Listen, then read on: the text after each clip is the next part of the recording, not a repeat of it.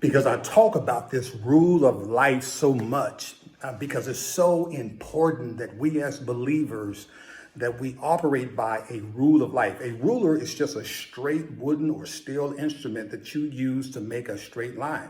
Spiritually, what that means is that through this great period of change, challenge, and complexity, the believer must have a rule of life, something which grounds us. And so that's why I talk about Jeremiah 29:11 so much, because in this scripture, these people were in exile and they were facing an uncertain future, just like us today.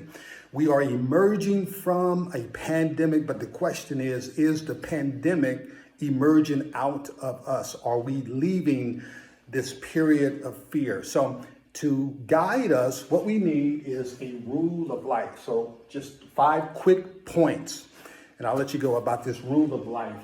Number 1, if you want to be guided by a rule of life, release disappointment. Guys, release your doubts, release your fears, release your insecurities, release whatever happened as we come out of this pandemic into a brand new future that God is creating for us. It's important that we release all of the disappointments that we've experienced in the last few years. That's number 1. Number 2, embrace your place. That comes right after releasing, because when you release, you must embrace where you are. This is one of my favorite mantras, affirmations. I embrace my place. I embrace who I am.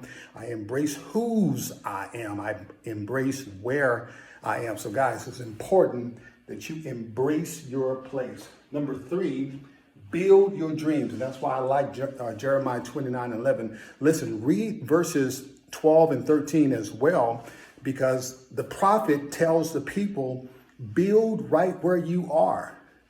Build your homes, build your dreams right where you are. They were in exile, but God was preparing them to come out. But he was saying, build your dreams. It's so important, guys, that you build where you are. Build your ideals, build your dreams, build and follow your aspirations. That's very important.